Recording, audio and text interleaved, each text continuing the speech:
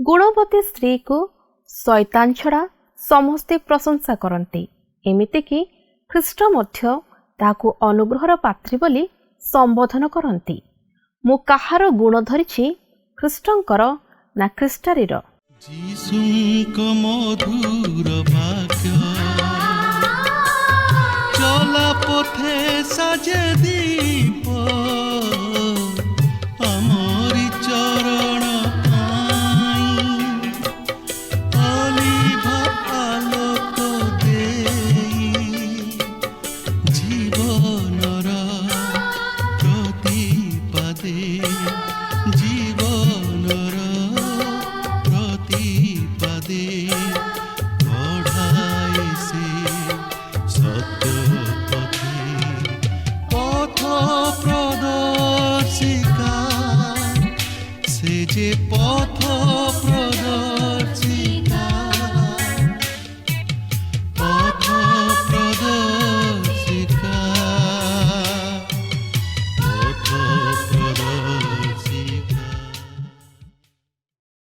ଖ୍ରୀଷ୍ଟରେ ପ୍ରିୟ ଦର୍ଶକ ବନ୍ଧୁ, ପ୍ରଭୁ ଯୀଶୁଖ୍ରୀଷ୍ଟଙ୍କ ବହୁମୂଲ୍ୟ ନାମରେ ଆପଣଙ୍କୁ ନମସ୍କାର ଜଣାଇ ଆଜିର ପଥ ପ୍ରଦର୍ଶିକା କାର୍ଯ୍ୟକ୍ରମକୁ ସ୍ୱାଗତ କରୁଅଛି।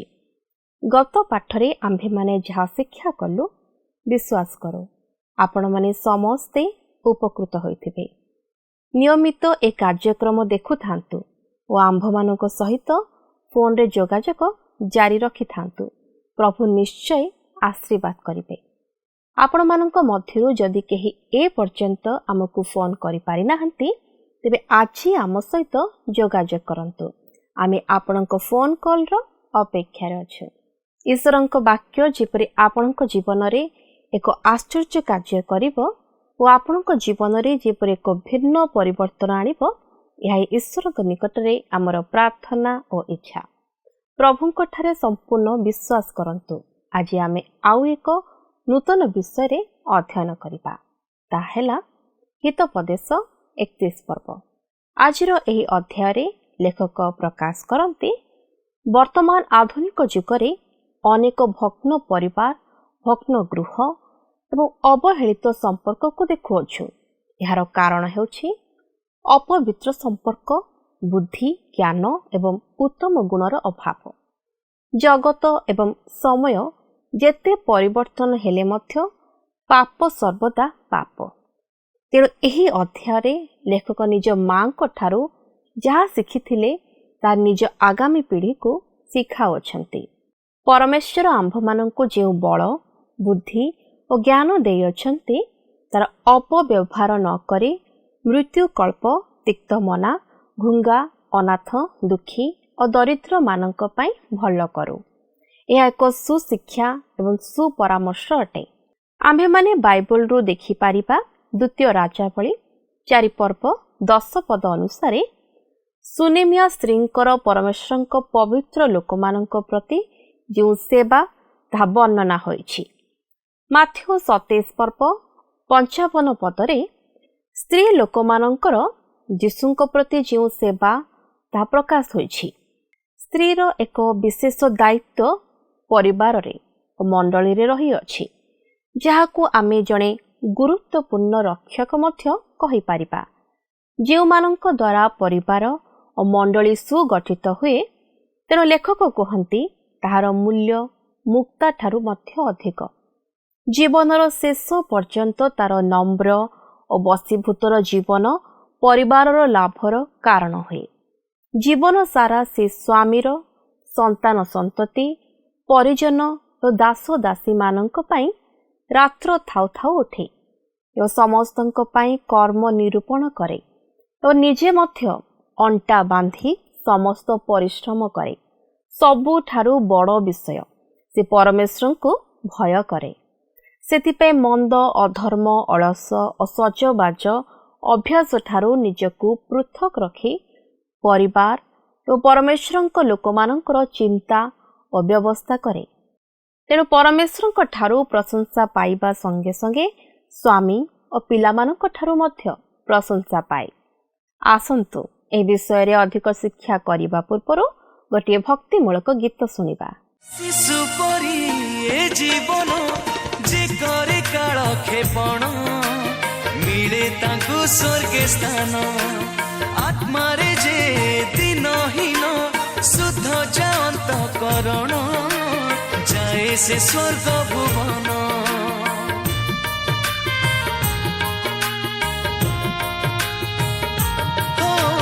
धार्मिकता पाई जी भोगे ताड़ना कसण पाए से स्वर्गे विश्राम करे जदि जेउ जन पितांक इच्छा साधन तांक पाई स्वर्ग धाम छुंची छिद्र दे ओट जाई पारे धनी स्वर्ग जीवा कष्ट होई पारे सत्य एही वचन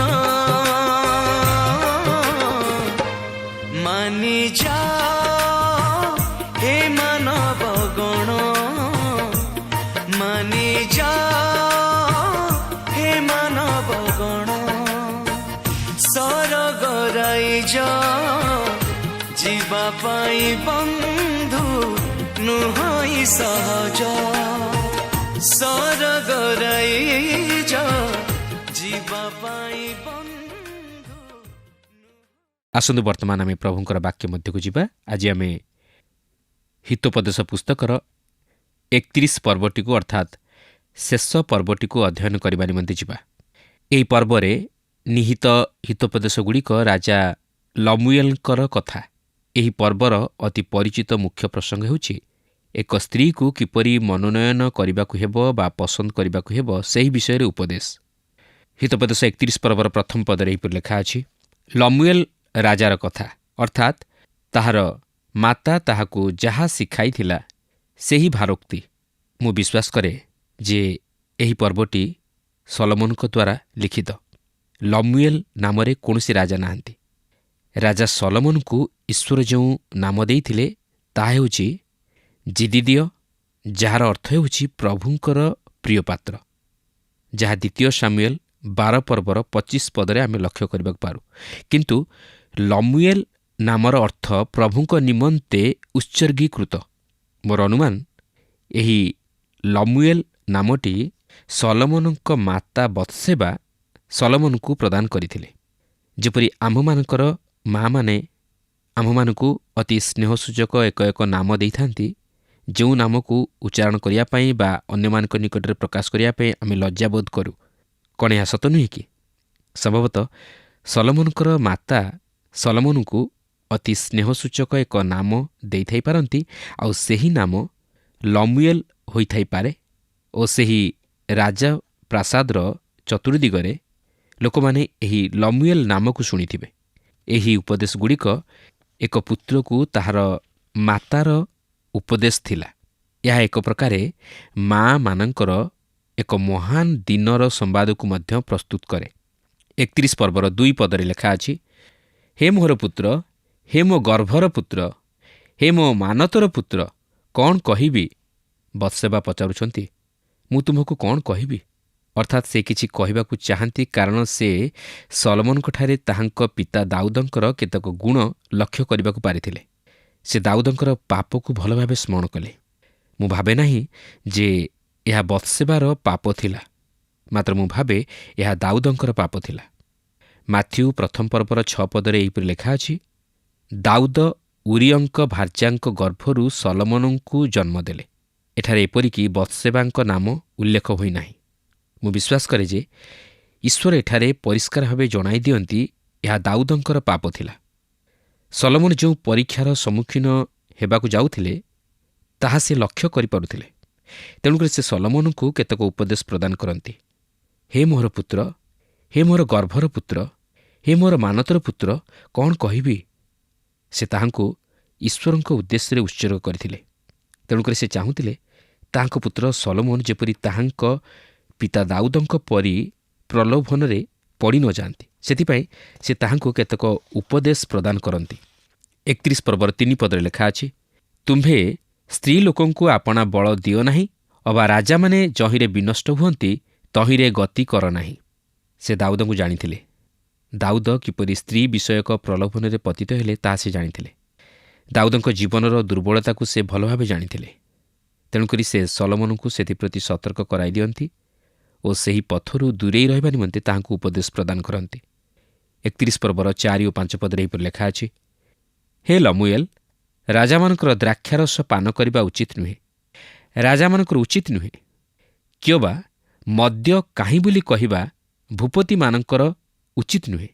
ସେମାନେ ପାନ କଲେ ବ୍ୟବସ୍ଥା ପାଶୋରି ଦୁଃଖୀ ସନ୍ତାନ ସମସ୍ତଙ୍କର ବିଚାର ବିପରୀତ କରିବେ। ପ୍ରକୃତରେ ଯେଉଁମାନେ ସରକାରୀ କ୍ଷେତ୍ରରେ ଉଚ୍ଚପଦସ୍ଥ କର୍ମଚାରୀ ଭାବେ କାର୍ଯ୍ୟ କରୁଅଛନ୍ତି କିମ୍ବା ରାଜନୈତିକ କ୍ଷେତ୍ରରେ ଯେଉଁମାନେ ଶାସକ ଭାବରେ ଅଛନ୍ତି, ସେମାନେ ଯଦି ମଦ ପିଇ ମାତାଲ ହୁଅନ୍ତି, ତାହେଲେ ତାହାଠାରୁ ବଳି ଦୁଃଖର ବିଷୟ ଆଉ କ'ଣ ଥାଇପାରେ? କାରଣ ଏହାଦ୍ୱାରା ସେମାନେ ସୁବିଚାର କରିପାରିବେ ନାହିଁ କି ନ୍ୟାୟ ତଥା ଶୃଙ୍ଖଳା ରକ୍ଷା କରିପାରିବେ ନାହିଁ। ତେଣୁକରି ଏଥିପ୍ରତି ଆମେ ସତର୍କ ହେବା ଆବଶ୍ୟକ। ବିଶେଷରେ ଯେଉଁମାନଙ୍କ ଉପରେ ଦେଶ ତଥା ସରକାରୀ କାର୍ଯ୍ୟାଳୟଗୁଡ଼ିକ ନିର୍ଭର କରେ ଓ ଯେଉଁମାନଙ୍କ ଦ୍ୱାରା ଦେଶ ପରିଚାଳିତ ହୁଏ ଓ ଶାସିତ ହୁଏ, ସେମାନେ ଏଥିପ୍ରତି ବିଶେଷ ସାବଧାନତା ରକ୍ଷା କରିବା ଉଚିତ। 31 ପର୍ବର 6 ଓ 7 ପଦରେ ଲେଖା ଅଛି, ମୃତକଳ୍ପ ଲୋକକୁ ମଦ୍ୟ ଦିଅ ଓ ତିକ୍ତମନା ଲୋକକୁ ଦ୍ରାକ୍ଷାରସ ଦିଅ। ସେ ଲୋକ ପାନ କରି ଆପଣା ଦରିଦ୍ରତା ପାଶରୁ ଓ ଆପଣା କ୍ଲେଶ ଆଉ ମନରେ ନ କରୁ। ଅନ୍ୟ ଅର୍ଥରେ କହିବାକୁ ଗଲେ ବତ୍ସେବା ସଲୋମନଙ୍କୁ କହନ୍ତି ସୁରାକୁ ଔଷଧ ସ୍ୱରୂପେ ବ୍ୟବହାର କରିବା ପାଇଁ, ଯେପରି ଏହା ଅପକାର ବଦଳେ ଉପକାର କରିପାରେ। 31 ପର୍ବର 8 ଓ 9 ପଦରେ ଲେଖା ଅଛି, ଘୁଙ୍ଗା ଲୋକଙ୍କ ପକ୍ଷରେ ସମସ୍ତ ଅନାଥଙ୍କ ପକ୍ଷରେ ଆପଣା ମୁଖ ଫିଟାଅ। ମୁଖ ଫିଟାଇ ଯଥାର୍ଥ ବିଚାର କର, ପୁଣି ଦୁଃଖୀ ଓ ଦରିଦ୍ରମାନଙ୍କର ସୁବିଚାର କର। ସେ କହନ୍ତି, ହେ ମୋର ପୁତ୍ର ସଲୋମନ, ତୁମ୍ଭେ ସାଧୁତା ଆଚରଣ କର ଓ ନ୍ୟାୟଚରଣ ତଥା ଯଥାର୍ଥ ବିଚାର କର। ତୁମେ ଦୁଃଖୀ ଓ ଦରିଦ୍ରମାନଙ୍କ ପ୍ରତି ଉପଦ୍ରବ କର ନାହିଁ, ମାତ୍ର ସେମାନଙ୍କର ସୁବିଚାର କର। ଘୁଙ୍ଗା ଓ ଅନାଥମାନଙ୍କ ପ୍ରତି ଦୟା କର ଓ ସେମାନଙ୍କୁ ସାହାଯ୍ୟ କର। ବର୍ତ୍ତମାନ ସେ ତାହାଙ୍କୁ କିପରି ଏକ ସ୍ତ୍ରୀ ପସନ୍ଦ କରିବାକୁ ହେବ ସେହି ବିଷୟ ନେଇ କିଛି କହିବାକୁ ଯାଉଅଛନ୍ତି, ଆଉ ଏହା ଅତି ଉତ୍ତମ ଉପଦେଶ। ଏହା ଈଶ୍ୱରଙ୍କର ଉପଦେଶ। 31 ପର୍ବର 10 ପଦରେ ଲେଖା ଅଛି, ଗୁଣବତୀ ସ୍ତ୍ରୀ କିଏ ପାଇପାରେ? ମୁକ୍ତାଠାରୁ ହିଁ ତାହାର ମୂଲ୍ୟ ଅଧିକ। ଗୁଣବତୀ ସ୍ତ୍ରୀର ଅର୍ଥ ଏକ ସ୍ତ୍ରୀ ଯେ କି ସୁଚରିତ୍ରା, ସୁଗୃହିଣୀ, ସୁଆଚାରୀ, ଶକ୍ତି ସମ୍ପନ୍ନା ଓ ଏକ ସ୍ତ୍ରୀ ଯାହାର ପ୍ରକୃତ ସାମର୍ଥ୍ୟ ଅଛି। ସେ କେବେ ହେଲେ ଆଳସ୍ୟତାରେ ସମୟ ଅତିବାହିତ କରେ ନା କି ବସି ରୁହେ ନା, ମାତ୍ର ସଦାସର୍ବଦା କାର୍ଯ୍ୟ କରିବାରେ ବ୍ୟସ୍ତ ରହିଥାଏ। 31 ପର୍ବର 11 ପଦରେ ଲେଖା ଅଛି, ତାହାର ସ୍ୱାମୀର ହୃଦୟ ତାହାଠାରେ ନିର୍ଭର କରେ, ପୁଣି ତାହାର ଲାଭର ଅଭାବ ହୁଏ ନାହିଁ। ସେ ବିଶ୍ୱସ୍ତା ହୁଏ, ପୁଣି ତାହାର ସ୍ୱାମୀର ଲାଭର ଅଭାବ ହୁଏ ନାହିଁ।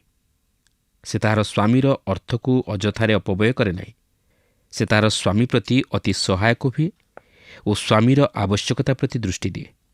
ଈଶ୍ୱର କେବେ ହେଲେ ସ୍ତ୍ରୀମାନଙ୍କୁ ପୁରୁଷମାନଙ୍କର ଦାସୀ ହେବାର ଅଭିପ୍ରାୟ ନେଇ ନିର୍ମାଣ କରିନଥିଲେ କି ସେ ଚାହାନ୍ତି ନାହିଁ ପୁରୁଷମାନେ ସ୍ତ୍ରୀମାନଙ୍କ ପ୍ରତି ଦାସୀ ପରି ବ୍ୟବହାର କରନ୍ତୁ। ସେ ତାହାର ଅର୍ଦ୍ଧାଙ୍ଗିନୀ ହେବାକୁ ଅଛି ଓ ବାସ୍ତବ ସହକାରିଣୀ ହେବାକୁ ଅଛି।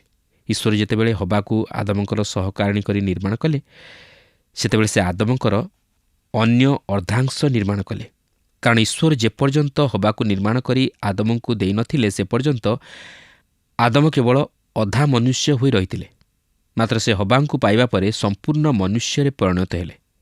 ଏହାପରେ 31 ପର୍ବର 12 ପଦରେ ଲେଖା ଅଛି, ସେ ଜୀବନ ଯାଏ ସ୍ୱାମୀର କ୍ଷତି ନ କରି ମଙ୍ଗଳ କରେ। ଗୁଣବତୀ ସ୍ତ୍ରୀ ପ୍ରକୃତରେ ତାହାର ସ୍ୱାମୀର ସହକାରିଣୀ ଓ ସାହାଯ୍ୟକାରୀ। ସେ ତାହାର ସ୍ୱାମୀର ସମସ୍ତ ବିଷୟରେ ସାହାଯ୍ୟ କରେ। ସର୍ବାବସ୍ଥାରେ ତାହା ପ୍ରତି ବିଶ୍ୱସ୍ତା ହୁଏ। 13 ପଦରେ ଲେଖା ଅଛି, ସେ ମେସୋଲମ ଓ ମସିନା ଖୋଜି ସନ୍ତୋଷରେ ଆପଣା ହସ୍ତରେ କର୍ମ କରେ। ସେ କର୍ମ କରିବାକୁ ବା ପରିଶ୍ରମ କରିବାକୁ ପଛଘୁଞ୍ଚା ଦିଏ ନାହିଁ ଓ ସମୟର ସଦ୍ବ୍ୟବହାର କରି ନିଜ ହସ୍ତରେ ସମସ୍ତ କାର୍ଯ୍ୟ କରିବା ନିମନ୍ତେ ସନ୍ତୋଷ ପାଏ। କିନ୍ତୁ ସେ ଅଯଥାରେ ବସି ବା କଥାବାର୍ତ୍ତା କରି ସମୟ ଅତିବାହିତ କରେ ନାହିଁ। କାରଣ ସାଧାରଣତଃ ସ୍ତ୍ରୀମାନେ ଟିକିଏ ସମୟ ପାଇଲେ ଗପସପରେ ମାତିଯାଆନ୍ତି ଓ ଅନର୍ଥକ କଥାରେ ସମୟକୁ ନଷ୍ଟ କରନ୍ତି। କିନ୍ତୁ ଯେ ଗୁଣବତୀ ସ୍ତ୍ରୀ, ସେ ସମୟର ସଦ୍ବ୍ୟବହାର କରିଥାଏ ଓ ସଦାସର୍ବଦା କର୍ମରତା ଥାଏ। ସେ ପରିଶ୍ରମ କରିବାକୁ କାତର ହୁଏ ନାହିଁ। 31 ପର୍ବର 14 ପଦରେ ଲେଖା ଅଛି, ସେ ବାଣିଜ୍ୟ ଜାହାଜ ତୁଲ୍ୟ, ସେ ଦୂରରୁ ଆପଣା ଆହାର ଆଣେ। ଏହାର ଅର୍ଥ ସେ ଟଙ୍କା ପଇସାକୁ ବୁଦ୍ଧିର ସହିତ ବ୍ୟବହାର କରେ ଓ ପ୍ରତ୍ୟେକ ବିଷୟର ସଦୁପଯୋଗ କରେ ଓ ପ୍ରତ୍ୟେକ ବିଷୟକୁ ମୂଲାଇ ଉଚିତ ଦରରେ ତାହା କିଣେ ଓ ଆବଶ୍ୟକତା ଅନୁଯାୟୀ ଆହାର ଯୋଗାଏ। ଆବଶ୍ୟକତା ଅନୁଯାୟୀ ସମସ୍ତ ବିଷୟ କ୍ରୟ କରେ। 15 ପଦରେ ଲେଖା ଅଛି, ମଧ୍ୟ ସେ ରାତ୍ରି ଥାଉ ଥାଉ ଉଠେ ଓ ଆପଣା ପରିଜନ ସମସ୍ତଙ୍କୁ ଖାଦ୍ୟ ଓ ଦାସୀଗଣକୁ ନିରୂପିତ କର୍ମ ଦିଏ। ଯେ ଗୁଣବତୀ ସ୍ତ୍ରୀ, ସେ ନିଜର ପରିବାରକୁ ଗଢ଼ି ଜାଣେ ଓ ଶୃଙ୍ଖଳିତ କରି ଜାଣେ। ପରିବାରକୁ କିପରି ଚଳାଇବାକୁ ହୁଏ ତାହା ସେ ଜାଣେ ଓ ସେ ପରିବାରର ସମସ୍ତ ଦାୟିତ୍ୱଭାର ପ୍ରତ୍ୟେକଙ୍କୁ ବାଣ୍ଟି ଦେଇଥାଏ, ଯେପରି ପ୍ରତ୍ୟେକେ ମଧ୍ୟ ନିଜ ନିଜ କର୍ତ୍ତବ୍ୟରେ ସଚେଷ୍ଟ ରୁହନ୍ତି। କହିବାକୁ ଗଲେ ସେ ଅତି ସୁନ୍ଦର ଭାବେ ତଥା ଶୃଙ୍ଖଳିତ ଭାବେ ନିଜର ପରିବାରକୁ ଗଠନ କରେ। ସେ ନିଜେ ଶୃଙ୍ଖଳା ରକ୍ଷା କରିବା ସଙ୍ଗେ ସଙ୍ଗେ ଅନ୍ୟମାନଙ୍କୁ ମଧ୍ୟ ଶୃଙ୍ଖଳିତ କରାଏ। ସେ ଅତି ପ୍ରଭାତରୁ ଶଯ୍ୟାତ୍ୟାଗ କରେ ଓ ଆପଣା ପରିଜନ ସମସ୍ତଙ୍କୁ ଖାଦ୍ୟ ପ୍ରସ୍ତୁତ କରି ଆଣିଦିଏ। ଯେତେବେଳେ ମୁଁ ବାଳକ ଅବସ୍ଥାରେ ଥିଲି, ସେତେବେଳେ ମୁଁ କେବେ ହେଲେ ଦିନେ କାଳେ ଦେଖି ନାହିଁ ଯେ ମୁଁ ଉଠିବା ପୂର୍ବରୁ ମୋର ମା ବିଛଣାରେ ଶୋଇ ରହିଥିବାର, ଆଉ ମୁଁ ଉଠିବା ପୂର୍ବରୁ ସେ ଉଠି ସମସ୍ତ ନିତ୍ୟକର୍ମ ସାରି ସମସ୍ତଙ୍କ ପାଇଁ ସକାଳର ଜଳଖିଆ ପ୍ରସ୍ତୁତ କରିଦେଇଥାନ୍ତି। ଏପର୍ଯ୍ୟନ୍ତ ମଧ୍ୟ ମୁଁ ତାଙ୍କୁ କେବେ ହେଲେ ସକାଳୁ ବିଳମ୍ବରେ ଉଠିବାର ଦେଖି ନାହିଁ। ମାତ୍ର ସେ ସେହିପରି ଅନ୍ଧାର ଥାଉଁ ଥାଉଁ ଉଠି ନିଜକୁ ତଥା ନିଜର ପରିବାରକୁ ପ୍ରଭୁଙ୍କ ନିକଟରେ ସମର୍ପଣ କରି ନିଜର ଦୈନନ୍ଦିନ କାର୍ଯ୍ୟରେ ଲାଗିପଡ଼ନ୍ତି। 31 ପର୍ବର 16-17 ପଦରେ ଲେଖା ଅଛି, ସେ କ୍ଷେତ୍ରର ବିଷୟ ବୁଝି ତାହା କିଣେ, ସେ ଆପଣା ହସ୍ତର ଫଳ ଦେଇ ଦ୍ରାକ୍ଷାକ୍ଷେତ୍ର ରୋପଣ କରେ। ସେ ବଳରେ ଆପଣା ଅଣ୍ଟା ବାନ୍ଧେ ଓ ଆପଣା ବାହୁ ବଳବାନ କରେ। ଗୁଣବତୀ ସ୍ତ୍ରୀ ନିଜ ଗୃହର ପ୍ରତ୍ୟେକ ବିଷୟ ପ୍ରତି ଦୃଷ୍ଟି ରଖିଥାଏ, ଏପରିକି ନିଜର ଚାଷକ୍ଷେତ୍ର ଓ ଅନ୍ୟାନ୍ୟ ଫଳ ବଗିଚା ତଥା ବାଡ଼ି ବଗିଚା ପ୍ରତି ମଧ୍ୟ ଦୃଷ୍ଟି ଦେଇଥାଏ। ସେ କୌଣସି ବିଷୟକୁ ନଷ୍ଟ ହେବାକୁ ଦିଏ ନା କି କୌଣସି ବିଷୟ ପ୍ରତି ହତାଦର କରେ ନା। ସେ ତାହାର ଗୃହର ସମସ୍ତ ବିଷୟକୁ ଅତି ଦକ୍ଷତାର ସହିତ ବୁଝାସୁଝା କରେ ଓ ସୁରକ୍ଷା କରେ। 18 ପଦରେ ଲେଖା ଅଛି, ଆପଣା ବ୍ୟାପାର ଯେ ଲାଭଜନକ ଏହା ସେ ବୁଝଇ, ପୁଣି ରାତ୍ରି କାଳରେ ତାହାର ପ୍ରଦୀପ ନିଭିଯାଏ ନାହିଁ। ସେ ଦିନଯାକ କର୍ମ କରି ମଧ୍ୟ କ୍ଳାନ୍ତି ଅନୁଭବ କରେ ନା, ଏପରିକି ସେ ରାତ୍ରିରେ ମଧ୍ୟ କର୍ମ କରେ। ଏକ ନୀତିବଚନ ଅଛି, ପୁରୁଷର କାର୍ଯ୍ୟ ସୂର୍ଯ୍ୟୋଦୟଠାରୁ ସୂର୍ଯ୍ୟାସ୍ତ ପର୍ଯ୍ୟନ୍ତ, ମାତ୍ର ଜଣେ ସ୍ତ୍ରୀର କାର୍ଯ୍ୟର ନାହିଁ ଅନ୍ତ। ଆଉ ତାହିଁ ହିଁ ଏହି ଗୁଣବତୀ ସ୍ତ୍ରୀ ପ୍ରମାଣିତ କରିଦିଏ। 19 ଓ 20 ପଦରେ ଲେଖା ଅଛି, ସେ ନୋଟିକି ହାତ ବଢ଼ାଏ, ପୁଣି ତାହାର ହସ୍ତ ତାକୁଡ଼ି ଧରେ। ସେ ଦୁଃଖୀ ଲୋକମାନଙ୍କ ପ୍ରତି ମୁକ୍ତ ହସ୍ତା ହୁଏ ଓ ଦରିଦ୍ରମାନଙ୍କ ପ୍ରତି ଆପଣା ହାତ ବଢ଼ାଏ। ଗୁଣବତୀ ସ୍ତ୍ରୀ ଅତି ଦାନଶୀଳା। ସେ ଦରିଦ୍ରକୁ ଦାନ କରେ। ସେ ଦୁଃଖୀର ଦୁଃଖ ବୁଝେ। ସେ ସବୁ ବିଷୟରେ ଅତି ସତର୍କ ହୋଇ ଚଳେ ଓ ତାହାର ଦୂରଦୃଷ୍ଟି ମଧ୍ୟ ରହିଥାଏ। 31 ପର୍ବର 21 ପଦରେ ଲେଖା ଅଛି, ସେ ହିମ ଲାଗି ଆପଣା ପରିବାର ବିଷୟରେ ଭୟ କରେ ନାହିଁ, ଯେହେତୁ ତାହାର ସମସ୍ତ ପରିବାର ସିନ୍ଦୁର ବର୍ଣ୍ଣ ବସ୍ତ୍ର ପିନ୍ଧନ୍ତି। ଏହାର ଅର୍ଥ ହେଉଛି ସେ ସବୁ ବିଷୟରେ ସତର୍କ ହୋଇ ଚଳେ ଏବଂ ଆବଶ୍ୟକତା ଅନୁଯାୟୀ ସମସ୍ତ ବିଷୟ ପ୍ରସ୍ତୁତ କରେ ଓ ସେ ତାହାର ପରିବାରର ପ୍ରତ୍ୟେକଙ୍କ ନିମନ୍ତେ ବସ୍ତ୍ର ପ୍ରସ୍ତୁତ କରି ରଖିଥାଏ। 22-26 ପଦରେ ଲେଖା ଅଛି, ସେ ଆପଣା ନିମନ୍ତେ ଚିତ୍ର ବିଚିତ୍ର ଆଚ୍ଛାଦନ ବସ୍ତ୍ର ପ୍ରସ୍ତୁତ କରେ, ପୁଣି ସେ ଶୁଭ୍ର ଖୌମ ବସ୍ତ୍ର ଓ ଧୂମ୍ରବର୍ଣ୍ଣ ବସ୍ତ୍ର ପିନ୍ଧେ।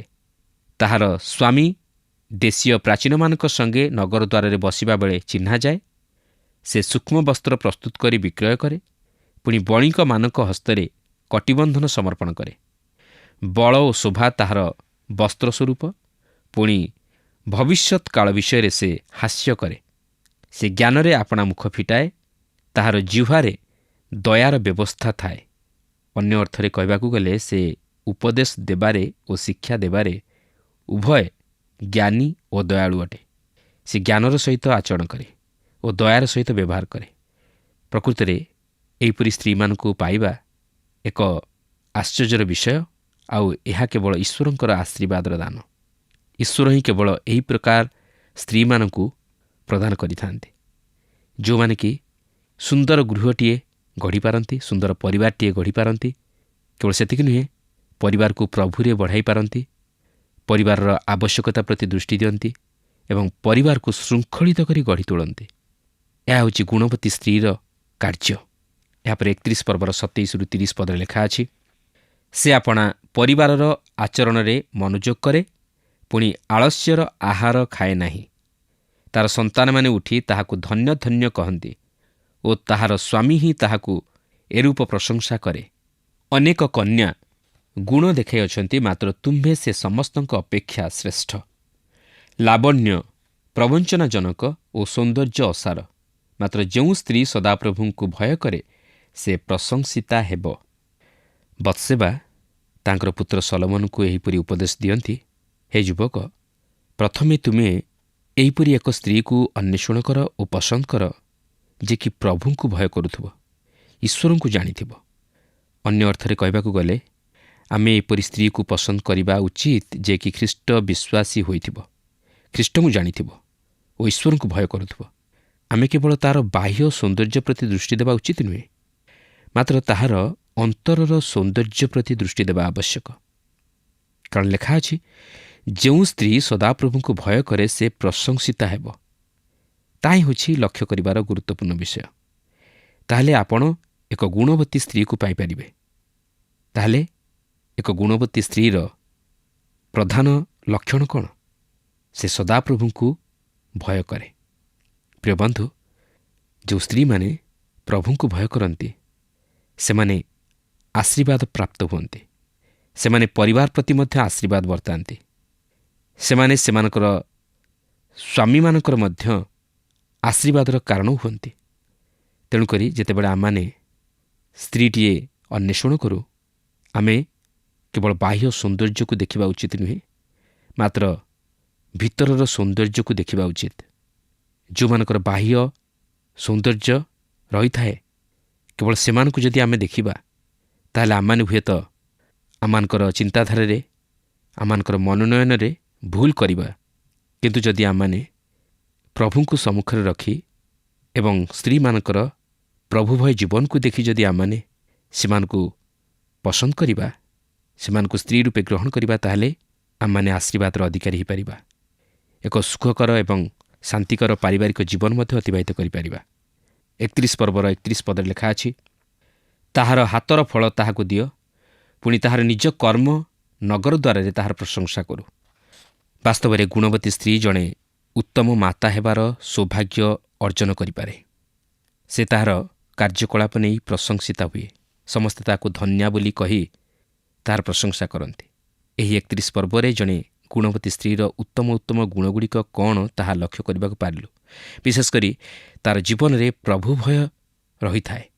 ସେ ସୁଗୃହିଣୀ, ସୁଚରିତ୍ରା ଆଉ ଗୁଣବତୀ ସ୍ତ୍ରୀ ସଦାପ୍ରଭୁଙ୍କର ଅନୁଗ୍ରହର ଦାନ। ଯେଉଁମାନେ ପ୍ରଭୁଙ୍କ ଉପରେ ନିର୍ଭର ଦେଇ ଏହିପରି ସ୍ତ୍ରୀମାନଙ୍କୁ ନିଜର ସହଧର୍ମିଣୀ ରୂପେ ପସନ୍ଦ କରନ୍ତି, ସେମାନେ ସେମାନଙ୍କ ଜୀବନରେ ସବୁଠାରୁ ଉତ୍ତମ ବିଷୟ ପ୍ରାପ୍ତ ହୁଅନ୍ତି ଓ ଏକ ସୁଖକର ତଥା ଶାନ୍ତିକର ପାରିବାରିକ ଜୀବନ ଅତିବାହିତ କରନ୍ତି। ପ୍ରକୃତରେ ଏହି ହିତୋପଦେଶ ପୁସ୍ତକଟି ଯୁବାମାନଙ୍କ ନିମନ୍ତେ ଓ ଯୁବତୀମାନଙ୍କ ନିମନ୍ତେ ଏକ ମହାନ ଶିକ୍ଷଣୀୟ ପୁସ୍ତକ। ଏଥିରୁ ଯୁବା ଯୁବତୀଙ୍କ ନିମନ୍ତେ ଅନେକ କିଛି ଶିକ୍ଷା ମିଳେ। ଏପରିକି ଏହି ପୁସ୍ତକରୁ ଆମେ ଅନେକ କିଛି ଜ୍ଞାନ ପ୍ରାପ୍ତ ହେଉ। ପ୍ରିୟ ବନ୍ଧୁ, ଆଜି ଆପଣ ଜଣେ ଯୁବା ବା ଯୁବତୀ ହିସାବରେ କି ପ୍ରକାର ଜୀବନଯାପନ କରିବା ନିମନ୍ତେ ପଦକ୍ଷେପ ନେଉଅଛନ୍ତି?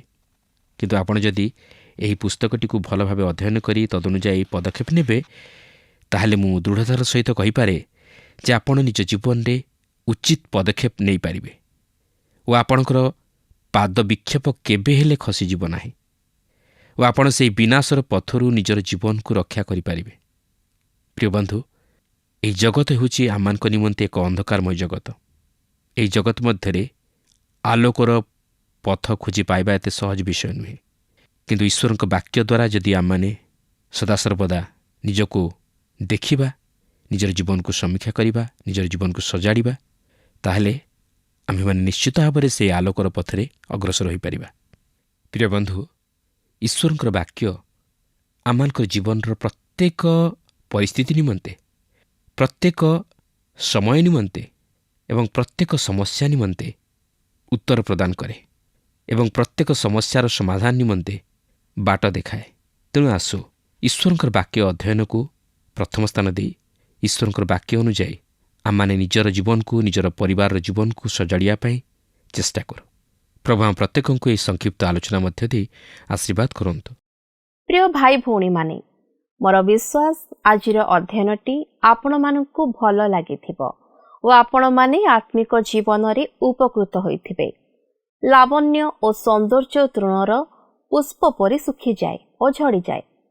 ମନୁଷ୍ୟ କିଛି ସମୟ ପାଇଁ ଏହାର ପ୍ରଶଂସା କରିଥାଏ, କିନ୍ତୁ ଏହା ଚିରସ୍ଥାୟୀ ନୁହେଁ। ଉପଦେଶକ 1 ପର୍ବ 4 ପଦ କୁହେ, ସୂର୍ଯ୍ୟ ତଳେ ସବୁ ସୁଖଭୋଗ ଅସାର, ବାୟୁର ପଶ୍ଚାତ୍ ଧାବନ ମାତ୍ର। ସାର ବିଷୟ ହେଉଛି ପରମେଶ୍ୱରଙ୍କୁ ଭୟ କରିବା। ତାହେଲେ ସମସ୍ତ ଭଲ ଗୁଣ ଆପେ ଆପେ ଜୀବନର ସାଥୀ ହୋଇଯିବ ଏବଂ ଏହାଦ୍ୱାରା ଆମ୍ଭେମାନେ ପ୍ରଶଂସାର ପାତ୍ର ପାତ୍ରୀ ହୋଇପାରିବା।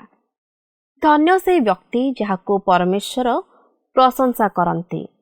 ପରମେଶ୍ୱରଙ୍କ ଆଶୀର୍ବାଦ ଆମ ମାଗିବା ଓ ଭାବିବା ଠାରୁ ଅଧିକ। ତେଣୁ ଆସୁ ଆମ୍ଭମାନଙ୍କ ପ୍ରଦତ୍ତ ଅନୁଗ୍ରହ ଏବଂ ଦାନ ଅନୁସାରେ ଆମେ ତାହାର ଉତ୍ତମ ବିନିଯୋଗକାରୀ ହେଉ। ଏହା ପ୍ରଭୁଙ୍କର ଅଭିମତ। ଯଦି ଆଜି ଆମେ ବଳ ଓ ଶୋଭାକୁ ବସ୍ତ୍ର ରୂପେ ପରିଧାନ କରୁ ଓ ପରିଶ୍ରମ କରୁ, ତେବେ ଗୁଣବତୀ ସ୍ତ୍ରୀ ପରି ଭବିଷ୍ୟତ ବିଷୟରେ ଚିନ୍ତା କରିବାକୁ ପଡ଼ିବ ନାହିଁ। ବାକ୍ୟ କୁହେ, ଚିନ୍ତା କରି କେହି ଆପଣା ଆୟ ଦଣ୍ଡେ ବୃଦ୍ଧି କରିପାରେ ନାହିଁ, ବରଂ ପରିଶ୍ରମ ଆବଶ୍ୟକ। ଆଜି ତ ଆମ ସମୟ ଶେଷ ହେଲାଣି। ଫୋନ୍ ମାଧ୍ୟମରେ ଓ ଏହି କାର୍ଯ୍ୟକ୍ରମ ମାଧ୍ୟମରେ ଆମ ସହିତ ଯୋଡ଼ି ହୋଇ ରୁହନ୍ତୁ। ଆପଣଙ୍କ ଠାରୁ ବିଦାୟ ନେବା ପୂର୍ବରୁ ଆସନ୍ତୁ ପ୍ରାର୍ଥନା କରିବା। ପ୍ରିୟ ପ୍ରେମିକ, ଅତ୍ୟନ୍ତ ଦୟାଳୁ ଈଶ୍ୱର, ତୁମର ପ୍ରଶଂସା କରୁଅଛୁ। ପୁଣି ଥରେ ଏକ ନୂତନ ଚିନ୍ତାଧାରା ଆଜି ଆମମାନଙ୍କୁ ପ୍ରଦାନ କରିଥିବାରୁ ତୁମର ପବିତ୍ର ନାମକୁ ଧନ୍ୟବାଦ ଦେଉଛୁ। ପ୍ରିୟ ପ୍ରଭୁ, ତୁମର ବାକ୍ୟ କୁହେ, ଗୁଣବତୀ ସ୍ତ୍ରୀ ଆପଣା ଗୃହ ଗନ୍ଥଇ। ହଁ ପ୍ରଭୁ, ଯେଭଳି ଭାବରେ ଏକ ଗୁଣବତୀ ସ୍ତ୍ରୀ ନିଜ ଗୃହ ନିମନ୍ତେ, ନିଜ ପରିବାରର ପ୍ରତ୍ୟେକ ବ୍ୟକ୍ତିଙ୍କ ନିମନ୍ତେ ଯାହା ସେମାନଙ୍କର ନିମନ୍ତେ ଉପଯୋଗୀ ସେମାନଙ୍କୁ ଯୋଗାଇଥାଏ ଏବଂ ତୁମକୁ ସେ ଭୟ କରିଥାଏ, ସେଭଳି ଭାବରେ ଆମମାନଙ୍କର ପ୍ରଭୁ ମନକୁ ତୁମେ ପରିବର୍ତ୍ତନ କର। ଆମମାନେ ମଧ୍ୟ ଯେଭଳି ଭାବରେ ପ୍ରତ୍ୟେକ ଜଣଙ୍କ ସହିତ ଏକ ଉତ୍ତମ ଭାବରେ ବ୍ୟବହାର ହୋଇପାରିବୁ, ତୁମେ ସେହିପରି ପ୍ରତ୍ୟେକ ଜଣଙ୍କୁ ତୁମେ ଆଶୀର୍ବାଦ କର। ଯେଭଳି ଭାବରେ ତୁମକୁ ଆମମାନେ ଭୟ କରିପାରିବୁ, ତୁମ ସହିତ ପ୍ରଭୁ ସଂଯୁକ୍ତ ଭାବରେ ନିଜ ଜୀବନକୁ ଅତିବାହିତ କରିପାରିବୁ, ସେହିପରି ପ୍ରତ୍ୟେକଙ୍କ ଜୀବନକୁ ତୁମେ ଆଶୀର୍ବାଦରେ ପରିପୂର୍ଣ୍ଣ କର। ପ୍ରତ୍ୟେକ ଜଣଙ୍କର ପ୍ରଭୁ ଯେକୌଣସି ବିଷୟ ପ୍ରଭୁ ଅଭାବ ଅଛି, ତୁମେ ସମସ୍ତଙ୍କ ବିଷୟକୁ ପ୍ରଭୁ ତୁମେ ଯୋଗାଇ ଦିଅ। ଯେକୌଣସି ସମସ୍ୟା ରହିଅଛି, ସମସ୍ତଙ୍କ ସମସ୍ୟାକୁ ତୁମେ ଦୂର କର। ପ୍ରତ୍ୟେକ ଜଣଙ୍କୁ ତୁମ ହସ୍ତରେ ରଖିଲି ଓ ପ୍ରତ୍ୟେକ ଜଣଙ୍କୁ ତୁମେ ଆଶୀର୍ବାଦ ଅନୁଗ୍ରହ ପ୍ରଦାନ କର। ପ୍ରିୟ ପ୍ରଭୁ, ପ୍ରାର୍ଥନାକୁ ଶୁଣିଅଛ ଓ ଉତ୍ତରକୁ ଦେଇଅଛ ବୋଲି ବିଶ୍ୱାସ କରି ପ୍ରଭୁ ଯୀଶୁଖ୍ରୀଷ୍ଟଙ୍କ ମଧୁର ନାମରେ ମାଗୁଅଛି, ଆମେନ୍। ବହୁତ ବହୁତ ଧନ୍ୟବାଦ। ପ୍ରଭୁ ଆପଣମାନଙ୍କୁ ଆଶୀର୍ବାଦ କରନ୍ତୁ। ପରବର୍ତ୍ତୀ କାର୍ଯ୍ୟକ୍ରମରେ ପୁଣି ଆପଣଙ୍କ ସହିତ ସାକ୍ଷାତ ହେବୁ। ସେ ସମୟ ପର୍ଯ୍ୟନ୍ତ ଆମକୁ ବିଦାୟ ଦିଅନ୍ତୁ। ରହିଲି, ନମସ୍କାର। ଗତ ପ୍ରଶ୍ନର ଉତ୍ତରଟି ହେଲା ଏ ପିମ୍ପୁଡ଼ି। ଆଜିର ପ୍ରଶ୍ନଟି ହେଲା, କାହାର ମୂଲ୍ୟ ମୁକ୍ତାଠାରୁ ଅଧିକ? ଏ ଅଜ୍ଞାନୀ ସ୍ତ୍ରୀ, ବି ଗୁଣବତୀ ସ୍ତ୍ରୀ, ସି ଆଳସ୍ୟ ସ୍ତ୍ରୀ, ଡି କଳିହୁଡ଼ି ସ୍ତ୍ରୀ।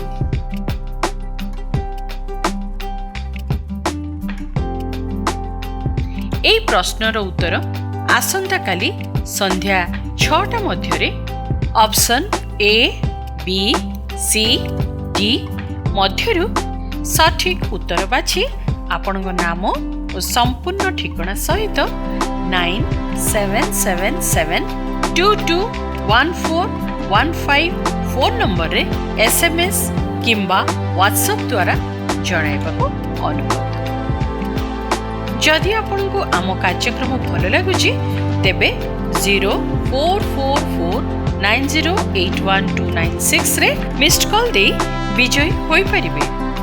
ଗତ ସପ୍ତାହର ବିଜୟ ଦର୍ଶକ ବନ୍ଧୁ ହେଲେ ରାୟଗଡ଼ାରୁ ସଜିତ ସୁରିଆ ଓ ପରିବାର।